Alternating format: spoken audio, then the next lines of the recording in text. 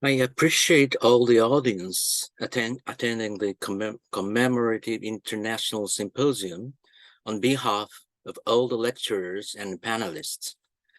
My name is Takuya TSUJIUCHI.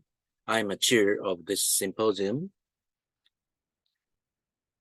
The main subject of this discussion is how to dissolve the division and conflict.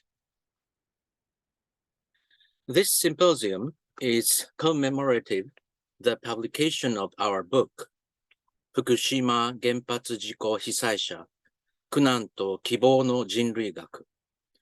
Although the whole book is yet to translate it, 3 articles from this book were published in English on Japan Forum 2021.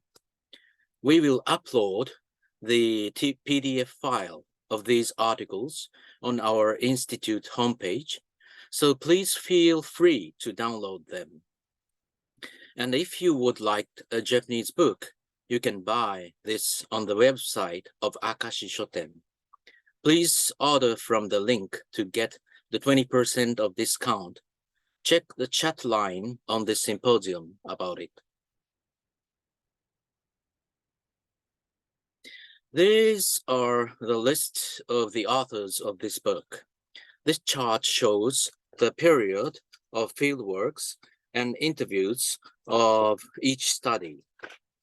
And subject such as forced evacuees or voluntary evacuees are shown by small circle and triangle, left side of the chart. In this symposium, we will provide 10 lectures. Lecture 2, Professor Tom Gill, Meiji Gakuin University. Lecture 3, Professor Aya Hirata Kimura, Hawaii University. Lecture 4, Dr. Tomo Hidaka, Fukushima Medical University. Lecture 5, Dr. Alex Clear, Colgate University. Lecture 6, Naoko Horikawa, Waseda University. Lecture 7, Professor Ayaka Leschke, University of Erlangen, Nuremberg. Lecture 8, Miss Marie Weissogt, Free University, Berlin.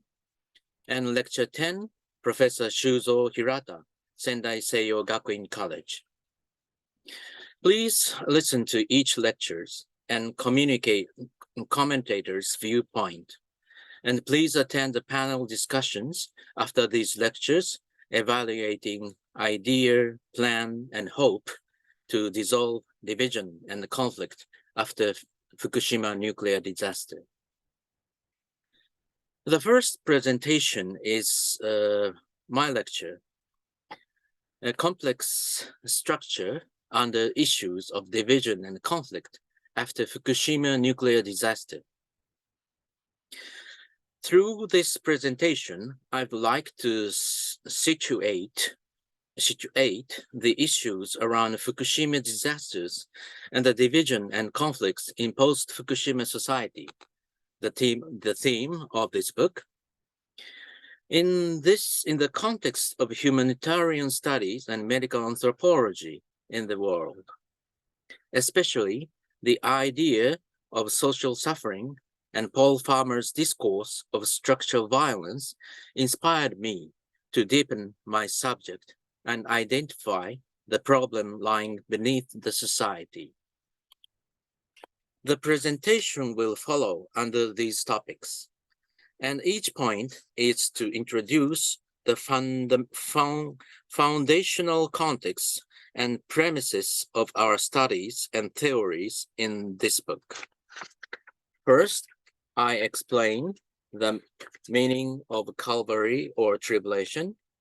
Second, I will look into Rhetoric in peaceful use of nuclear energy, which connect to the safe and reliable myth called Anzen, Anshin, Shinwa in Japanese word.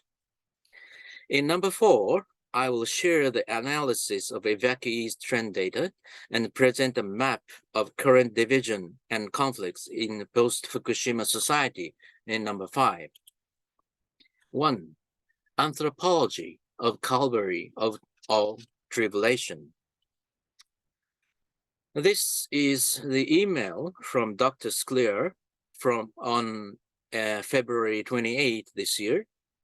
The war began on last Thursday in Ukraine. I was born in Ukraine, but I immigrated to the United States at the age of 7. My close relatives live in the south of Ukraine, where the army of Russia invaded through. Dr. Sklear and I was exchanging via email about the final check of the Japanese manuscript, and I was worrying as there were no replies from him over the week.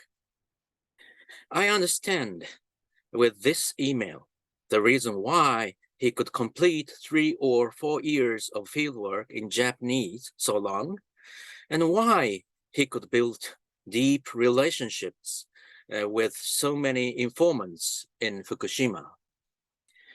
On February 25, 1 a.m., after Japan Standard Time, Russian attack on Ukraine has begun. And 5 hours later, after the fierce battle, the Chernobyl nuclear power plant was eventually occupied by Russian forces. The news of Russia's invasion in Ukraine must have reminded people around the world of Fukushima. My respected medical anthropologist, Paul Edward Farmer, passed away at the age of 62. He died in Rwanda, East Africa. Dr. Farmer was the chair of the Department of Global Health and Social Medicine at Harvard Medical School.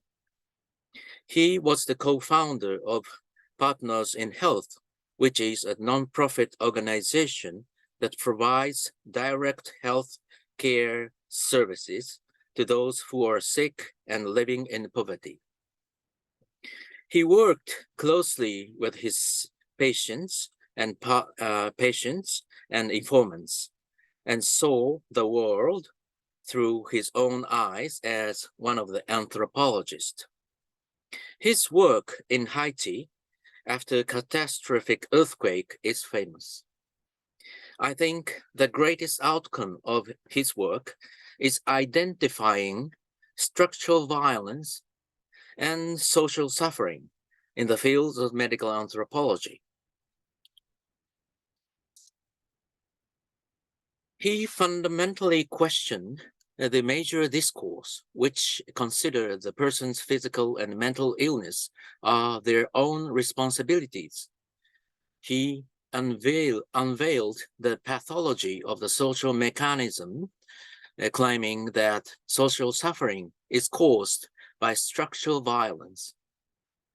Structural violence is embedded in political, economic, social, and other structures and manifests itself as unequal power relations, social injustice, inequality, disparity, and discrimination.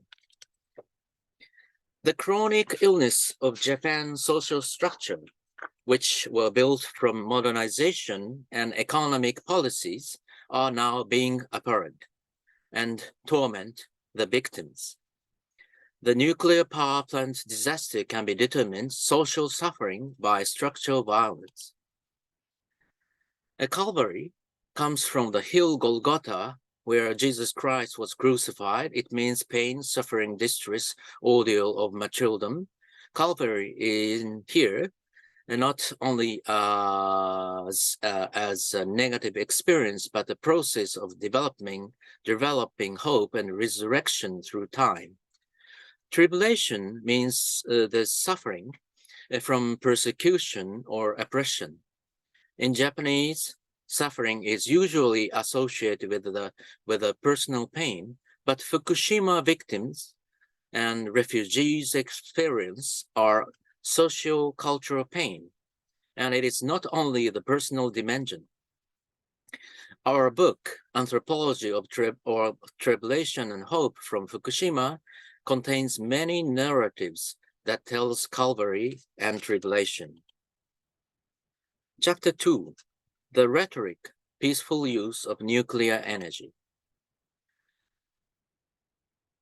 When we discuss about the nuclear energy, we have to start with the story of atomic bomb. August 6, 1945,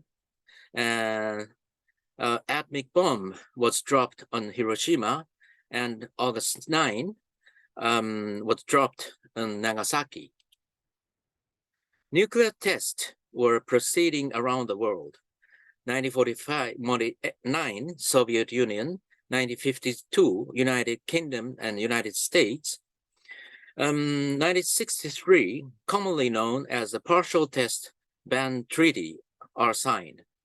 After this treaty, nuclear tests continued. 1964, China carried out a nuclear test. 1974, in India, Smiling Buddha, nuclear tests were conducted underground under the guise of a peaceful nuclear explosion.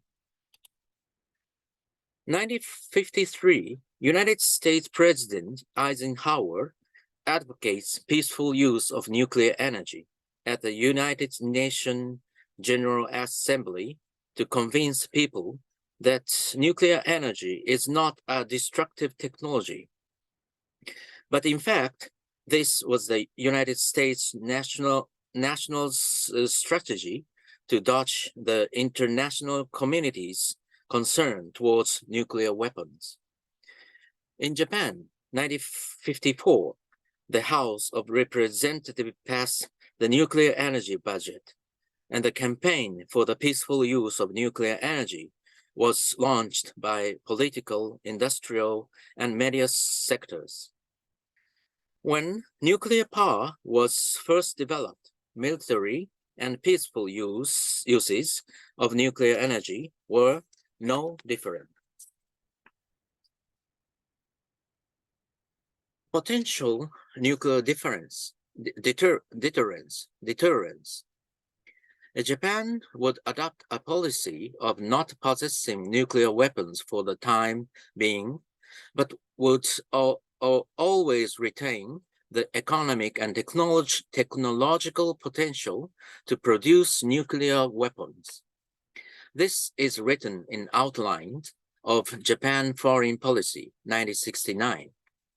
The same statement was remarked by Shigeru Ishiba, chairman of the LDP Policy Research Council at that time, 2011. Conclusion of this section, Japan retains a potential nuclear deterrence in the sense that it can convert nuclear power plants to military use at any time. Chapter 3, Power of Myth, Safe and Reliable, Anzen, Anshin, Shinwa. I would like to introduce the basic discourse of safe and reliable myth. 1. The discovery of radiation is a wonderful product of science, and it is necessary for human progresses. 2. The impact of radiation to DNA is not concerned. 3. The moderate radioactive rays on people are beneficial to health. 4. The infants might be vulnerable to the radiation, but small amount is not a problem at all. 5. Follow under correct information and do not overfear. 6.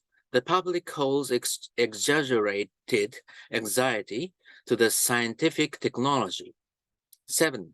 The anxiety will be removed by teaching the correct principle of nuclear power to the public.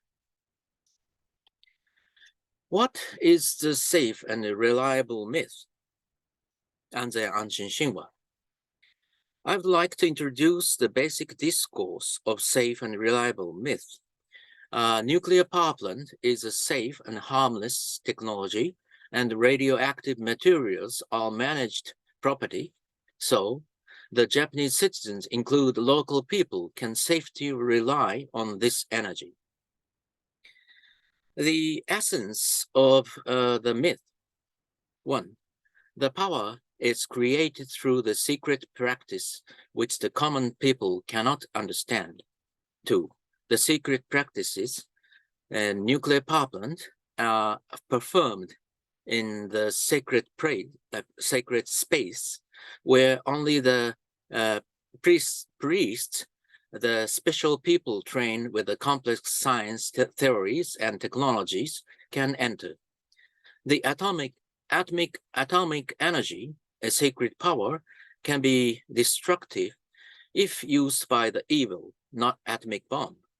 But if used properly, it can bring a huge benefit to human nuclear power plant. The reduction of this slide show the established myth of after Fukushima nuclear disaster. The theory of the impact of nuclear disaster to our health is trivial, but the anxiety and stress of worrying its impact is indeed causing a negative effect to our health. International Atomic Energy Agency, IAEA, claimed that the psychological stress of local people caused by the evacuation can be seen, but there is no major impact to their body health, except the possible increase of thyroid cancer in the assessment on Chernobyl disaster. These claims are attempts to promote the peaceful use of nuclear energy, but this international institution statement has a powerful authority.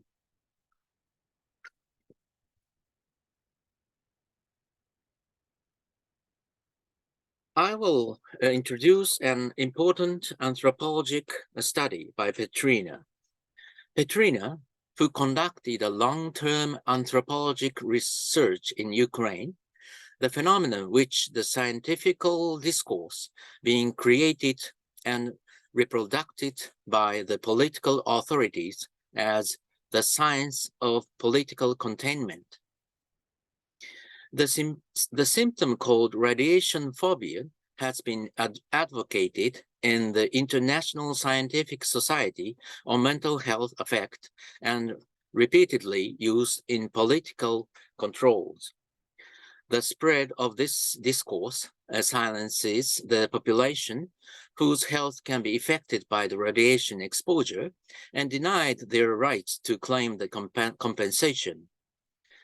In introduction to the 2013 edition, she lined like this: I fear that the radiophobiologists who shaped the Chernobyl story may already be shaped the story of who is and is not a true victim in Japan. This points out the danger which the suffering of people living in post-Fukushima disaster can be contained and regarded as no problem and usual. Safe and reliable myth. The one is the discourse of screening effects. This political control can be seen in the Japanese society after Fukushima disaster. The public health check in Fukushima found 275 children with thyroid cancer, but the government stated that this is a screening effect. The screening effect is explained as when the people are tested widely and for the first time, the percentage of finding disease and abnormality in them that they were not aware of will increase.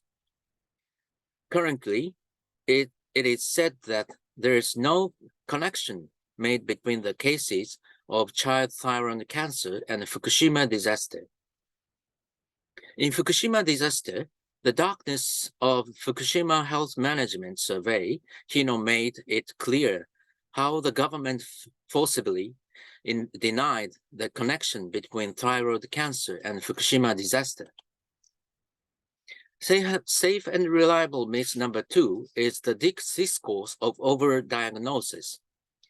There are many diagnoses of cancer that is not fatal, and the cases which will not be clinically diagnosed in the future. This kind of overdiagnosis theory has been made increasingly. The spread of this discourse can cause the neglect of medical treatment and care for people who are actually diagnosed as thyroid cancer.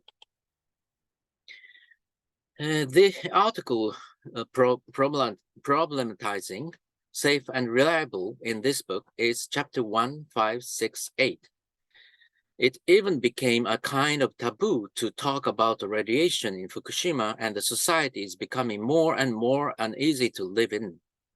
The political, industrial, medias, and publications are co-reinforcing the power of safe and reliable myth, and it is creating the images of ideal citizens. 4. This chapter 4, forwarding division by the data of evacuees. This is a figure of the trend data of evacuees after Great East Japan earthquake. I made this graph from the data released by the Reconstruction Agency, Japan. The top blue line is the number of evacuees from Miyagi Prefecture. The black line at the bottom is the number from Iwate Prefecture. The red line represents evacuees in Fukushima Prefecture. The orange line is the evacuees outside Fukushima Prefecture. I will now describe the changes over time among Fukushima evacuees. The number of evacuees from Miyagi and Iwate Prefecture has been decreasing in this linear fashion. However, the number of evacuees in and out of Fukushima Prefecture shows these different curves. I will now explain the difference.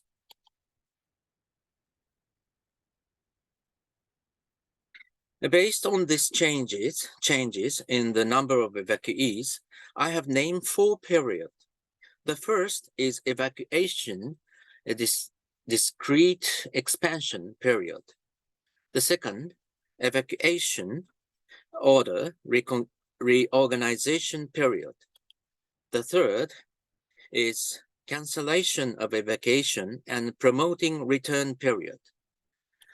The fourth is forced termination of the nuclear accident abandonment policy, acceleration period. I will explain them one by one. The evacuation order were escalating one after another like this slide. On April 22, the setting evacuation order areas are fixed. The objective was to evacuate the resident. The number of people who evacuated one after another after receiving information about the spread of radioactive contamination throughout Eastern Japan increased, and families and local residents began to disperse.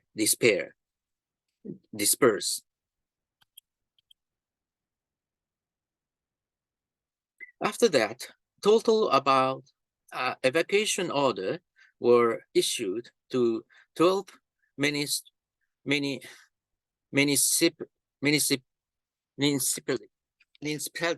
in Hamadori. The evacuees from within the evacuation zone were called forced evacuees, and evacuees from outside the evacuation zone called voluntary evacuees. After that, total about 85 1,000 forced evacuees and 70,000 voluntary evacuees will emerge.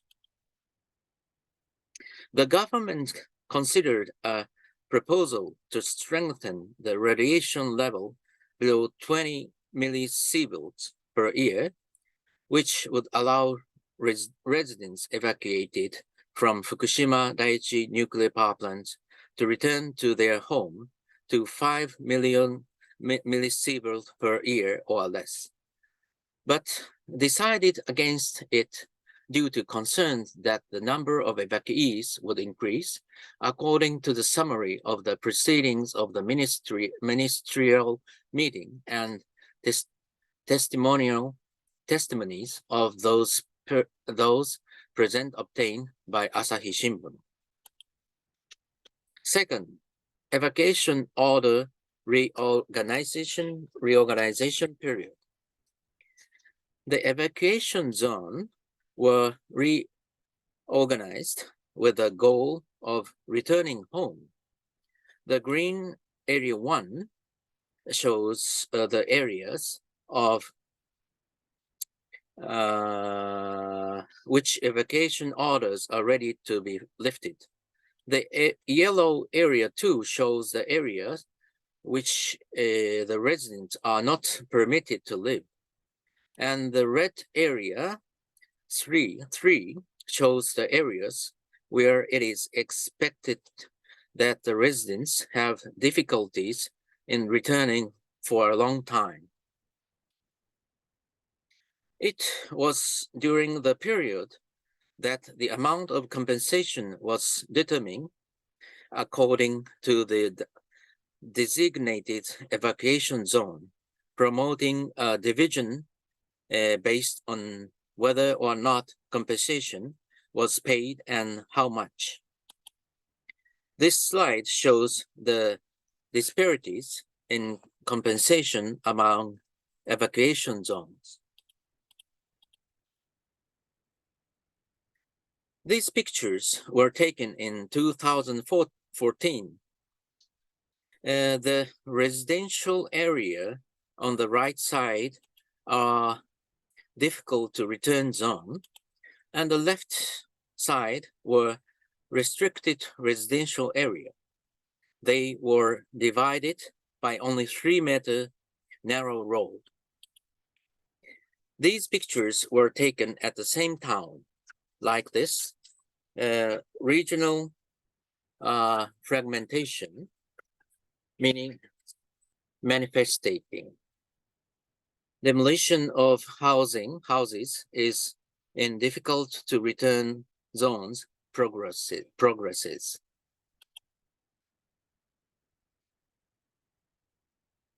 During the number 2 period, the curved line between in-prefecture evacuees and out-of-prefecture evacuees has been falling almost parallel to each other.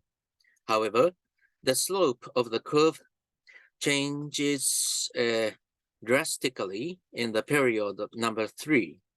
The angle of decline is even steeper for those who evacuated within the prefecture.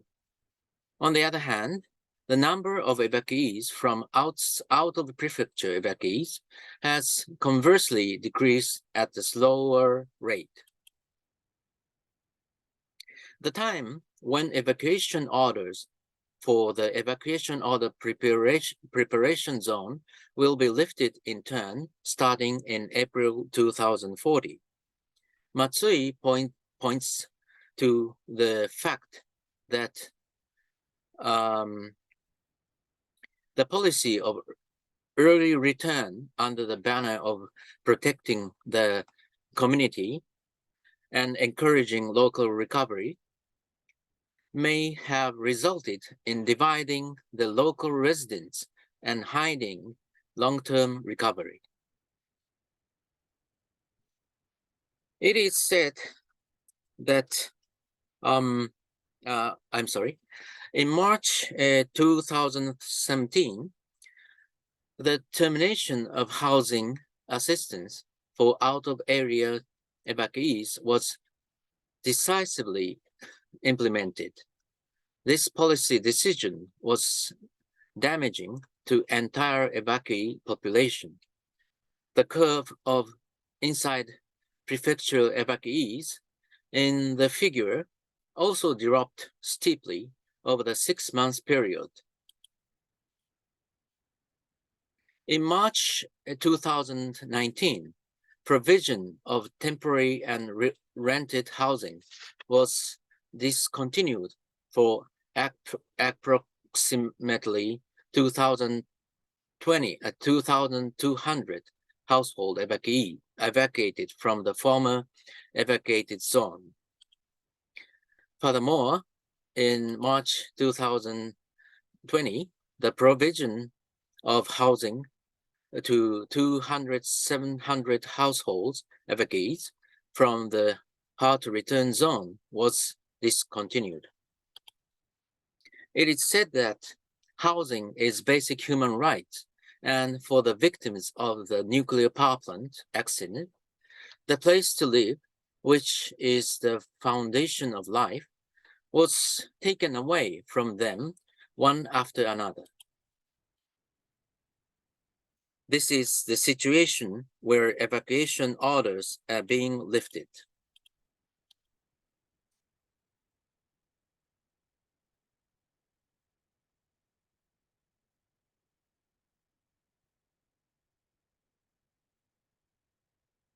As Hino described with the term Genpatsu Kimin, nuclear abandonment, the abandonment policy will be accelerated during this period. Anthropologist Takezawa states that there has been a concerted attempt to suppress the voices of the evacuees, to silence their experiences and difficulties, and to manipulate their behavior by doing so. Propaganda is also advancing so that the nuclear accident will be perceived as an event that has already ended, and the forced termination of the nuclear accident is being promoted.